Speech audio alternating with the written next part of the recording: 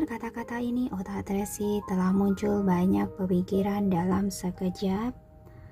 Dia juga ada karakteristik suka memelihara binatang buas. Elang yang Mami pelihara jauh lebih galak dari Roxy. Mami juga memelihara macan tutul.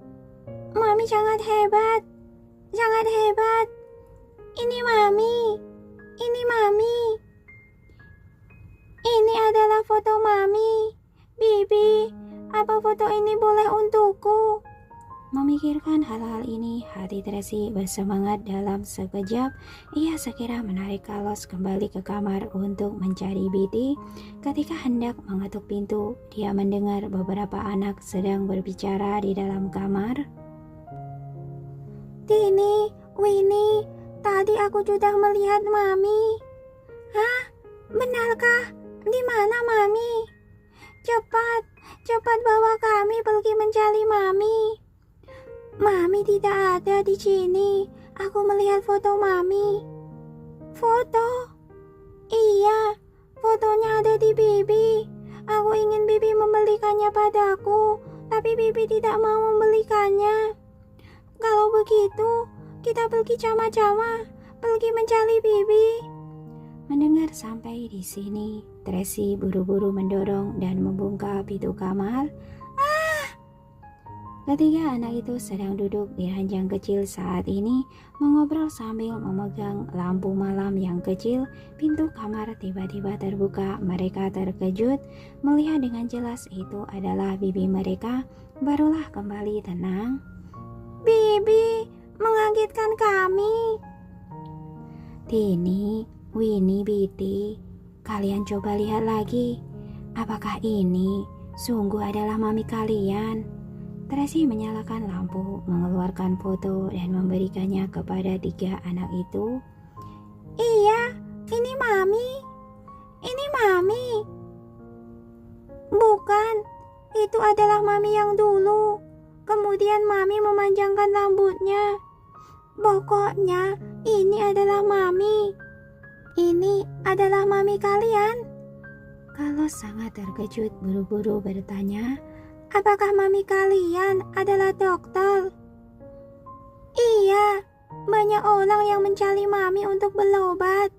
Ketiga anak kecil itu menjawab dengan serius. Apakah Paman sedang sakit? Mengapa Bibi tidak mencari Mami untuk mengobati Paman? Tunggu sebentar, biarkan Bibi menatanya dulu.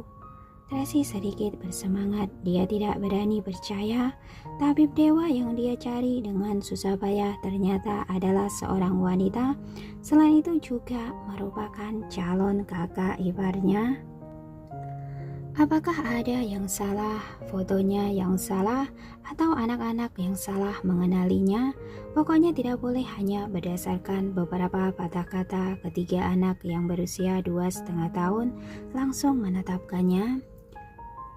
Tini, Winnie, Betty, kakak tanya pada kalian, siapa nama mami kalian? Carlos juga merasa takjub, lanjut bertanya. Nenek memanggilnya Dewi. Kakek juga memanggil mami Dewi. Papi memanggil mami wanita jahat yang menyebalkan. Betty meniru gaya Lorenzo yang dingin mengatakan kata-kata ini sambil menggetakkan gigi. Dewi. Hati Tracy gemetar. Ia sudah memastikan lebih lanjut. Apakah mami kalian sungguh adalah tabib dewa? Iya, juga ada orang yang memanggil mami seperti itu. Tini menganggukkan kepala dengan serius. Tapi kakek dan nenek memanggil mami Dewi. Kali ini Tracy sudah hampir bisa memastikan, tetapi masih merasa sangat menakjubkan. Langsung mengambil ponsel untuk menelpon Amanda. Teleponnya berdering sangat lama, baru diangkat mendengar suara Amanda yang mengantuk. Kak Tracy, ada apa? Amanda, aku tanya padamu, tabib dewa itu pria atau wanita? Tracy buru-buru bertanya. Hah? Amanda tercengang lama baru kembali sadar. Kenapa Kak Tracy tiba-tiba menanyakan ini? Apakah dia bukan pria? Dulu saat guru mengukitnya, dia selalu bilang anak itu. Apakah ada cara untuk memastikannya? Tracy sangat cemas. Ada, Nenek Nila yang di desa pernah melihatnya. Besok aku akan pergi menanyakannya. Kabari aku jika sudah menanyakannya. Oke. Setelah menutup telepon dan selesai menghibur anak-anak, Tracy segera pergi mencari Rian. Rian, kamu urus foto ini, kemudian langsung posting di internet untuk mencarinya secara terbuka. Hah? Posting di internet? Iya, hanya dengan begini, dia baru bisa melihatnya, kemudian berinisiatif mencari kita. Iya, aku akan segera mengurusnya. Malam itu Tracy terjaga sepanjang malam terus menunggu kabar dari Amanda. Pada saat yang sama ia juga menunggu kabar dari Rian. Pada dasarnya ia sekarang sudah yakin bahwa mami dari Tini, Winnie dan Piti adalah tabib dewa. Dan tabib dewa ini kemungkinan besar sekarang dia sedang bersama kakaknya Lorenzo. Dalam situasi saat ini sangat sulit untuk menemukan Lorenzo dan tabib dewa. Lebih baik gunakan metode ini untuk memancingnya keluar. Saat sarapan pukul 5:30 pagi, Amanda menelpon. Kak Tracy, tadi pagi-pagi aku pergi menemui Nenek Nila. Ternyata tabib dewa benar-benar seorang perempuan. Nenek Nina mengatakan bahwa ketika dia berusia 3 tahun, dia ditemukan oleh guru di kaki gunung dan dibesarkan sebagai anak laki-laki, dan guru biasa memanggilnya dengan sebutan anak nakal. Jadi, siapa namanya? Tracy bertanya dengan cemas. Guru menamainya Dewi. Kemudian dia menjadi terkenal dan mengubah namanya menjadi tabib dewa. Tracy percaya sepenuhnya. Aku mengerti. Terima kasih Amanda. Setelah menutup telepon, Tracy sangat bersemangat. Sekarang dia bisa yakin ternyata calon kakak iparnya adalah tabib dewa. Ketika tabib dewa memberikan perawatan untuknya, dia selalu bingung. Setiap kali tabib dewa selalu mengenakan topeng sehingga tidak bisa melihatnya dengan jelas. Dia selalu mengira tabib dewa adalah seorang pria kurus, tapi tak disangka setelah melewati begitu banyak cobaan dan masalah, rupanya benar-benar sudah melakukan kesalahan yang paling sederhana. Pantas saja tidak dapat menemukannya. Nona Tracy, pengumuman pencarian orang hilang telah disebarluaskan dan seluruh dunia akan mulai mencarinya. Tapi Rian sedikit khawatir, apakah ini akan menimbulkan masalah bagi Tuan El? Akankah musuh-musuh itu akan menemukan Tuan El karena ini? Ketemu, ya ketemu saja, jawab Tracy. Hah? Rian sedikit terkejut, tidak tahu apa yang ada di pikiran Tracy saat ini. Jika ditemukan, maka keluarga Wellens akan bertarung bersama dengan keluarga Moore. Tracy berkata dengan arogan, aku tidak percaya musuh kakakku masih bisa bertarung melawan dua keluarga Wellens dan Moore. Itu benar. Rian tiba-tiba menyadari dan mengerti maksud perkataannya. Kemudian berulang kali memuji Tracy. Nona Tracy memang bijaksana. Daripada terlalu banyak berpikir, lebih baik mencari orang secara langsung. Jika ini benar-benar akan menarik perhatian musuh El, maka keluarga Wellens akan bertarung berdampingan dengan mereka dan menghadapi musuh bersama. Jika keluarga Wellens dan Moore bergabung, maka mereka akan menjadi tidak terkalahkan. Tidak peduli seberapa kuat musuhnya, tidak ada yang perlu ditakuti. Tapi mengenai masalah ini, aku belum memberitahu Daniel. Menyadari hal ini, Tracy jadi sedikit gelisah. Apa dia akan marah? Tidak akan. Sekarang Nona memiliki hak suara di keluarga Wellens. Rian tertawa. Kami semua mendengarkanmu. Selama Daniel bisa disembuhkan, maka semuanya layak diperjuangkan. Terlebih lagi, dapat menggunakan kesempatan ini untuk menyelesaikan perselisihan antara kedua keluarga Mo dan Wallace itu merupakan hal yang baik. Perhatikan baik-baik, jika ada kabar, segera beritahu aku. Tracy mendesak, terutama ketika anak itu. Perhatikan, apakah ada orang asing yang mendekati mereka? Maksudmu, ketika tabib dewa melihat berita itu, dia mungkin akan mengkhawatirkan anak-anak, jadi dia akan mencari mereka. Ria langsung mengerti. Iya, Tracy mengangguk. Alasan mengapa dia tidak muncul mungkin karena dia khawatir akan melibatkan kakakku. Tapi ketika dia melihat berita itu, dia mungkin tidak akan bisa menahan diri. Mereka seharusnya berpikir bahwa jika aku berusaha keras untuk menemukannya, pasti ada sesuatu yang penting, dan mungkin kakakku tahu bahwa aku melakukan ini untuk Daniel.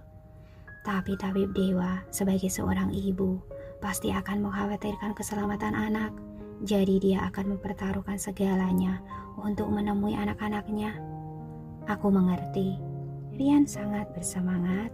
Trik Nona Tracy luar biasa. Sekarang aku akan menunggunya datang ke sini. Tracy menghela nafas. Aku harap dia akan segera datang. Kita sudah tidak ada waktu lagi. Bagaimana jika... Rian berpikir sejenak lalu bertanya dengan hati-hati, bagaimana jika dia tidak datang? Jangan khawatir, aku sudah membuat persiapan. Tracy sangat yakin Carlos sudah memeriksa keberadaan mereka. Jika tabib dewa tidak bisa tahan lagi dan menghubungiku, Carlos akan dapat melacak lokasi spesifiknya. Bagus sekali. Rian sangat bersemangat. Nona Tracy memikirkannya dengan sempurna. Dia dulu bertarung sendirian. Kali ini aku akan berdiri di sisinya dan menghadapinya bersama-sama. Tracy dengan percaya diri memandang Daniel yang sedang berbaring di ranjang. Senang sekali memilikimu di sini. Rian sangat emosional. Tuan Daniel tidak salah menilai orang. Tentu saja. Tracy tersenyum. Oke, kamu pergi bekerjalah. Aku akan menemaninya. Baik. Tracy tetap berjaga sepanjang malam. Setelah semuanya diatur, akhirnya sekarang dia bisa bernapas lega. Dia mandi berganti piyama dan Daniel masih tertidur.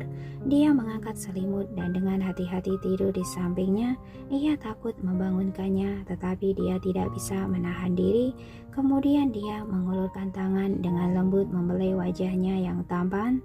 Kemudian dia mendekatinya, mencium pipinya dengan lembut dan berkata di telinganya, "Aku pasti bisa menyelamatkanmu. Aku pasti bisa." Daniel yang sedang tertidur bergerak sedikit seolah-olah dia mendengarnya. Dia memeluknya dan tertidur dengan tenang. Mungkin karena terlalu lelah, Tracy tidur dengan sangat nyenyak. Daniel yang ada di sisinya terbangun, tetapi Tracy tidak menyadarinya.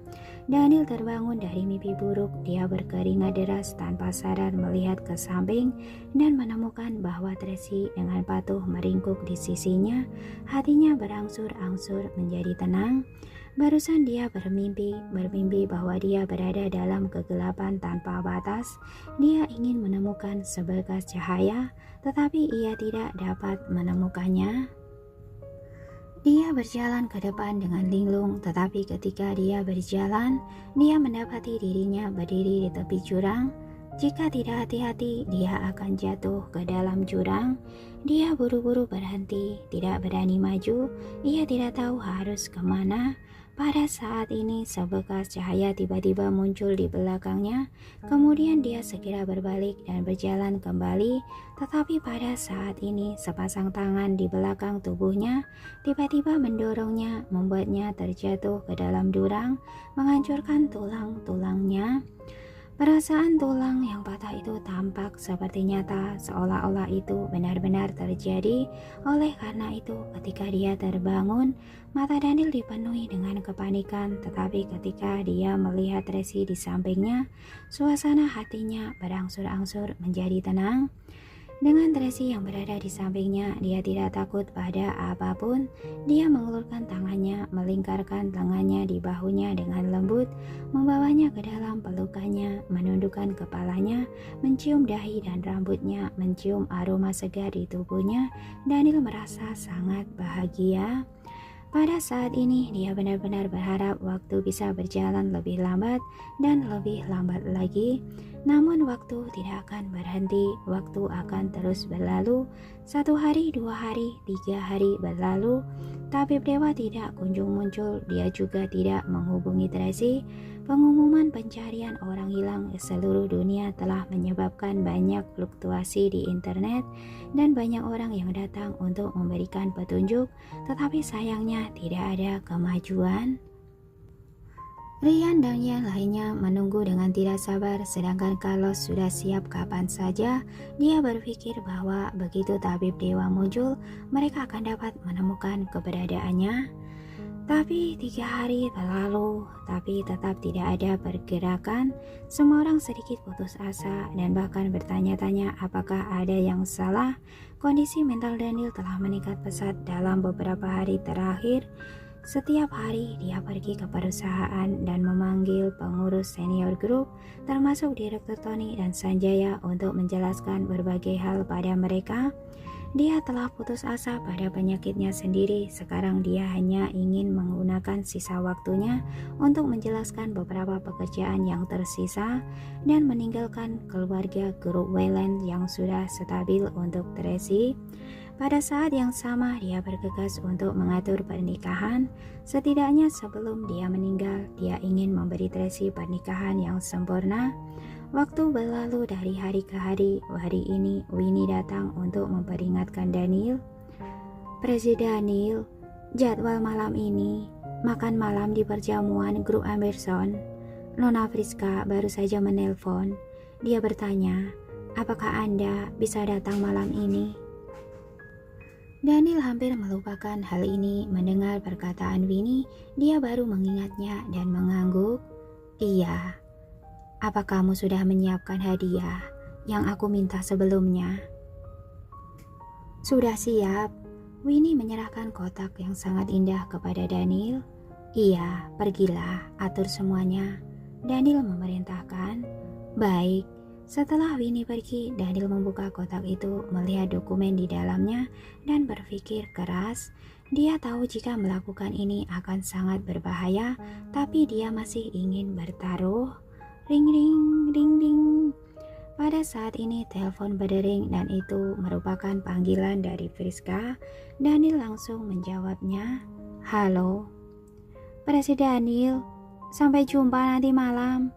Suara Friska terdengar seperti sedikit menjaga jarak dengannya, berbeda dari sebelumnya, tetapi terdengar seperti masih menyimpan harapan dari suaranya. Sejak terakhir kali Daniel berkata yang sejujurnya padanya, dia tidak lagi mengganggunya. Lagi pula dia berasal dari keluarga kaya dengan pendidikan tinggi dan latar belakang yang baik. Meskipun dia sangat mencintai Daniel, dia tidak akan memperjuangkan mati-matian. Dia tahu jelas bahwa orang seperti Daniel semakin dikekang, semakin akan membuat Daniel membenci dirinya.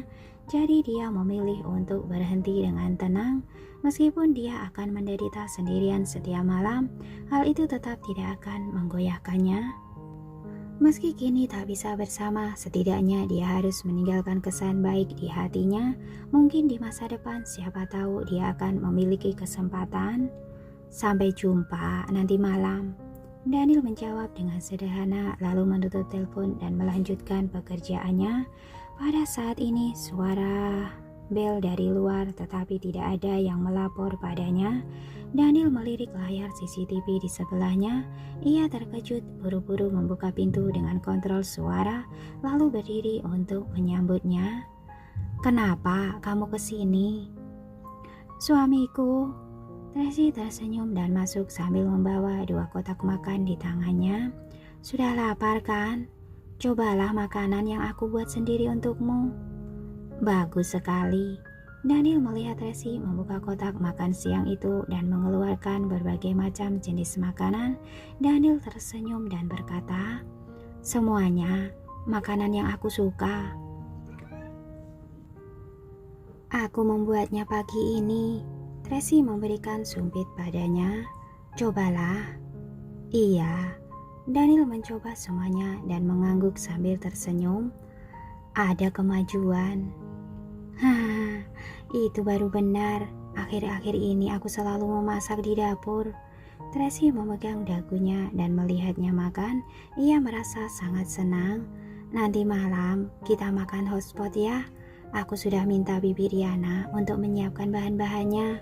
Semalam anak-anak bilang ingin makan hotspot. Malam ini aku harus pergi ke perjamuan. Daniel berkata dengan santai. Mungkin aku akan pulang telat. Perjamuan apa? Tracy mengerutkan kening. Akhir-akhir ini ketika Daniel kembali ke perusahaan, dia sangat khawatir. Setiap hari dia meminta Ryan untuk menjaganya dengan baik, tidak boleh membuat kesalahan. Tracy membuat alasan untuk mengantarkan makanan untuknya, tapi pada kenyataannya dia datang untuk melihat bagaimana keadaannya. Sudah seperti ini, kenapa masih pergi ke perjamuan? Itu undangan dari keluarga Amberson, jawab Daniel dengan terus terang. Sebelumnya, Friska sudah membantuku dan aku sudah berjanji untuk menghadiri perjamuan ini. Mereka bahkan menunda waktu untukku. Jika aku tidak ke sana, itu tidak baik. Tracy sedikit tidak senang, tapi dia merasa bahwa apa yang dikatakan Daniel itu benar, jadi dia tidak mengatakan lebih banyak. Oke, kamu boleh pergi jika kamu mau. Cemburu. Daniel menatapnya sambil tersenyum. Tidak. Tracy memalingkan pandangannya dan dengan sengaja memprovokasinya. Pokoknya, kamu harus pulang lebih awal. Jika terlalu malam, kamu tidak akan kubukakan pintu. Hahaha, oke. Daniel tertawa keras. Aku pergi untuk memberikan hadiah dan aku akan kembali setelah membalas budi. Kamu harus kembali sebelum jam 9. Tracy memberinya perintah. Ingat ya. Baiklah. Daniel dengan penuh perhatian menyentuh wajahnya dan menyuapinya makan. Kamu juga makan sedikit. Setelah makan siang, Daniel mengajak Tracy ke rapat dewan direksi dan secara resmi memperkenalkan Tracy kepada semua orang, kemudian mengumumkan pernikahan mereka yang dijadwalkan Senin depan. Para eksekutif perusahaan sangat senang ketika mendengar hal ini. Selama waktu ini, semua orang melihat Daniel semakin kurus dan mereka sangat khawatir. Mereka merasa bahwa dia mungkin akan tumbang kapan saja. Tapi sekarang Daniel tiba-tiba memiliki berita yang menggembirakan dan semua orang ikut senang untuknya.